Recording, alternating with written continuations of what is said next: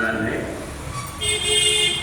यज्ञार्थात् कर्मणो अन्यत्र लोकोऽयं कर्म बंधनः तदर्थम कर्म कौन्ते मुक्त संगा समाचर।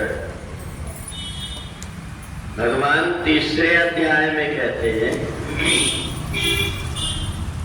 कि भगवान विष्णु और नारायण के लिए किए हुए कर्म के अतिरिक्त सभी कर्म व्यक्ति को बंधन में डाल देते हैं, और इसीलिए हम जो कुछ भी पूजन पाठ करते हैं वो सब इसलिए जब उसका संकल्प करते हैं तो चाहे हम शिव जी की पूजा करें, चाहे गणेश जी की पूजा करें, चाहे भगवती जगदम्बा की पूजा करें, राम जी की करें, कृष्ण जी की करें, किसी की भी पूजन करें, पर जब हम संकल्प करते हैं तो 3 बार विष्णु विष्णु विष्णु ही बोलते हैं।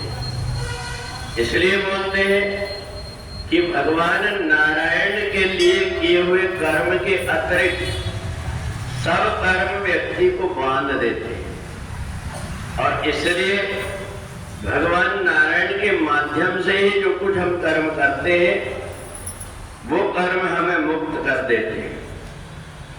दूसरी बात, जितने भी मंत्र हैं भगवान की वाणी है, इसका ये प्रभाव रहता है कि जैसे कोई छोटा सा बालक जो बहुत छोटा है, जिसको एक भी शब्द पढ़ करके नहीं आते, पर जब अपने माता पिता से वो मराठी में बात सुनता है तो धीरे धीरे वो भी मराठी में बोलने लगता है।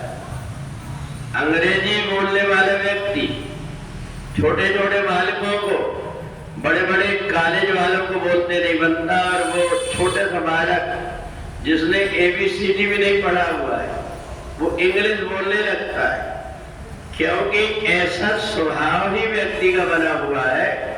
करत करत अभ्यास के जन्मति हो सुजान। हम धीरे धीरे जिन भगवान की प्रार्थना को 11वें अध्याय में पढ़ते हैं वो अपने आप बहुत से लोगों को मुखाग्र कंठस्थ याद हो जाती है। अगर याद नहीं कोई बोलता है तो समझ जाता है कि ये वो प्रार्थना बोल रहा है। तो इसलिए हमें कई बार भ्रम होता है कि बड़े बड़े पढ़े लिखों को नहीं आता, परंतु हम संस्कृत में गीता पढ़ कैसे लेते हैं। ये वही अभ्यास का फल है। धीरे धीरे जब हम अभ्यास करते हैं तो वेद मंत्रों का ये प्रभाव है। एक मंत्र जहां अंदर गया दूसरे मंत्र अपने आप धीरे धीरे जाने लगते, और इसलिए हमारे यहाँ गुरु दीक्षा की परंपरा रहती है। गुरु कोई ना कोई मंत्र अंदर बीज रूप में डाल देता है, उसके कारण दूसरे अपने आप मंत्र जब अंदर जाते हैं अपने आप फलीभूत होने लगते हैं। कई बार हमें आश्चर्य लगता है, कई बार ये लगता है कि भगवान शिव जी की मूर्ति में अगर हम थोड़ा सा जल डाल दें और उसके बाद में जल का लोटा छिड़ा करके रखें तो उसका जल अपने आप शिव जी की पिंडी में ऐसा लगता है कि शिव जी की पिंडी खींच रही है। और कई बार कई लोगों को भ्रम होता है कि नंदी दूध पी रहे, गणेश जी दूध पी रहे। उसका एक कारण होता है कि हमने पहले से अगर जल डाला हुआ है और उसी भीगे जल में जैसे ही हम लोटा या कोई पात्र लगाते अपने आप जल खिंचने लगता है, दूध खिंचने लगता है। ऐसे ही वेद मंत्र है कि हमने जो वेद मंत्र गीता के माध्यम से सुना है वो अपने आप ही अच्छी चीजों को अपने अंदर खींचने लगता है।